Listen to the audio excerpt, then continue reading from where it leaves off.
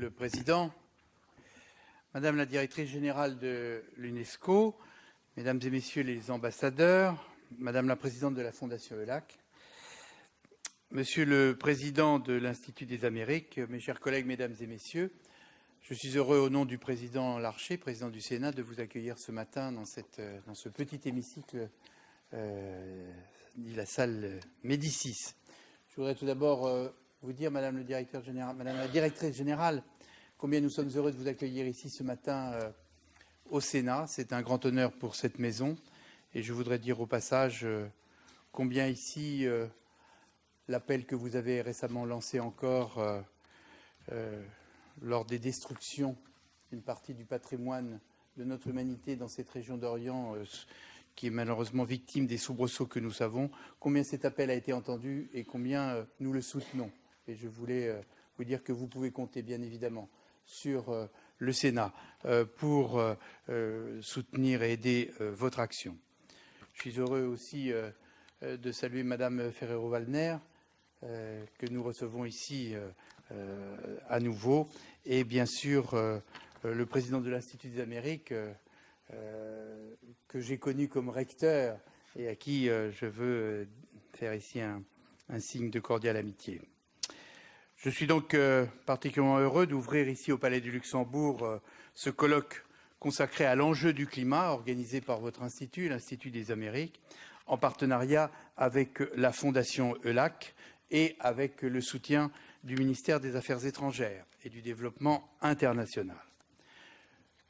Nous nous réjouissons de vous voir aussi nombreux ce matin pour amorcer cette journée de réflexion, d'échange et de prospection souhaitée par le Sénat, journée qui s'inscrit dans le riche programme de la Semaine de l'Amérique latine et des Caraïbes, créée ici même au Sénat en 2011 par une résolution votée à l'unanimité des membres de notre Haute Assemblée.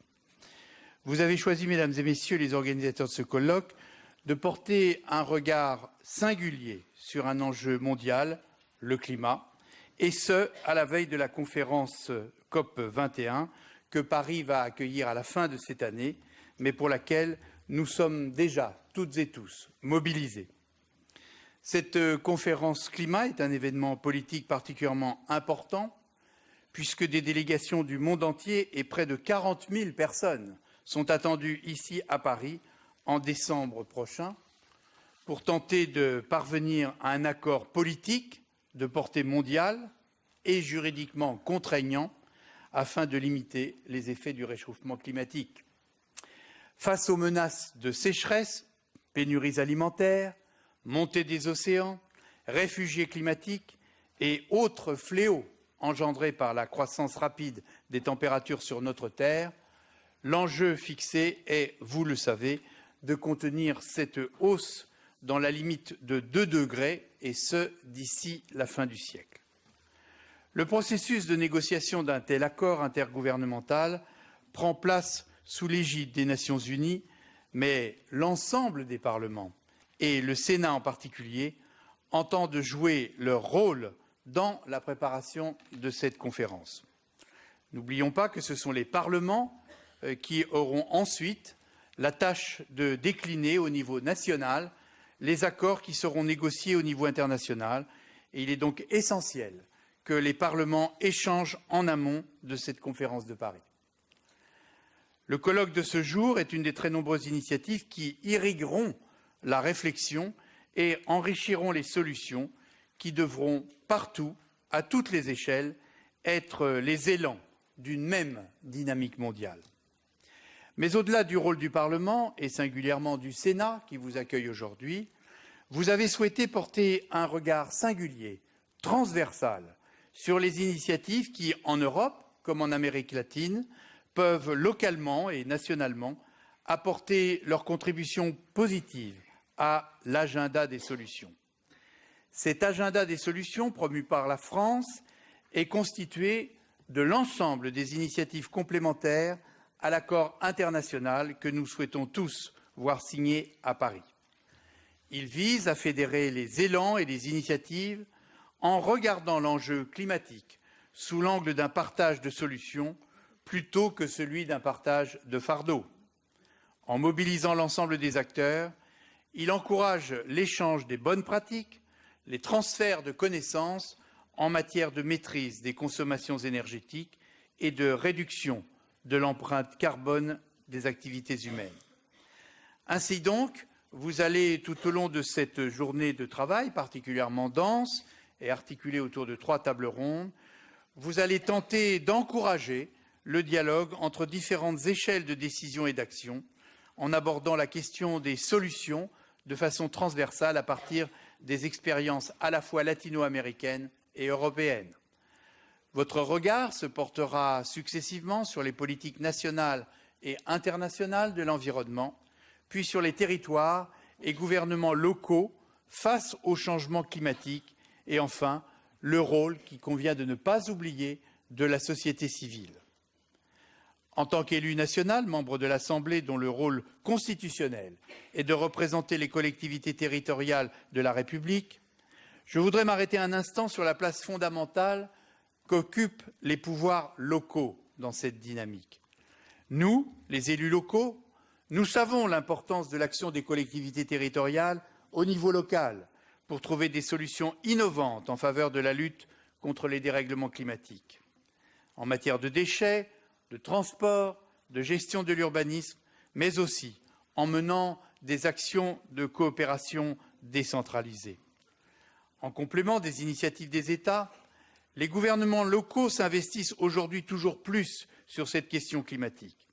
Grandes métropoles, moyennes et petites villes, territoires ruraux, tous innovent et proposent des solutions à partir de leurs réalités et souvent aussi au niveau de leurs moyens. Les solutions qui émergent de ces expériences représentent une véritable ressource qu'il convient de partager.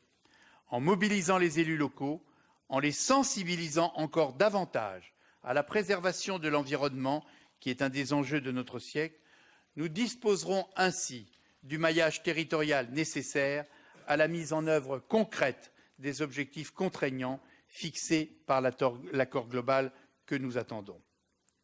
Je souhaite donc, avec impatience, entendre aujourd'hui quelles seront les initiatives locales sur lesquelles vous allez ensemble partager. Je sais la diversité des territoires qui composent les 2 grandes régions du monde que sont à la fois l'Amérique latine et les Caraïbes et l'Europe d'autre part. Mais je sais également comment, au cours de la décennie passée et aujourd'hui encore en Amérique latine, des acteurs locaux visionnaires ont su formuler des politiques innovantes en matière de développement urbain durable qui renforcent la cohésion sociale en même temps qu'elles réduisent l'empreinte écologique. Les villes d'Amérique latine, notamment, sont devenues autant de laboratoires d'innovations environnementales sur des thématiques clés telles que le logement, la mobilité, la gestion des déchets et l'efficience énergétique. Prenant en compte l'urgence du réchauffement climatique, de même que la nécessaire réduction de l'exclusion sociale, des élus locaux pionniers ont su lancer d'ambitieux projets, notamment en matière de déplacement urbain, désenclavant des quartiers, tout en favorisant des solutions de mobilité énergiquement sobres. L'intervention massive de la puissance publique locale dans ce domaine est fondamentale. Et je souhaite à ce titre souligner l'important travail qu'effectue aujourd'hui l'Agence française de développement, l'AFD, en Amérique latine. À travers des financements et des coopérations initiées avec des villes latino-américaines, l'AFD, dont j'ai été membre du conseil d'administration et dont je salue ici la représentante, l'AFD a su appuyer le dynamisme de ces acteurs en étant, à ce jour, la seule agence de développement prêtant directement aux villes ou aux collectivités territoriales.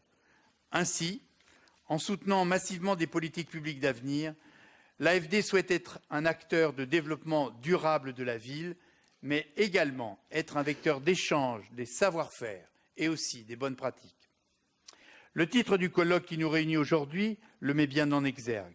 Le mot « regard » au pluriel souligne l'importance des coopérations et des partages d'expériences entre l'Europe et l'Amérique latine et la Caraïbe pour se saisir de l'enjeu du développement durable.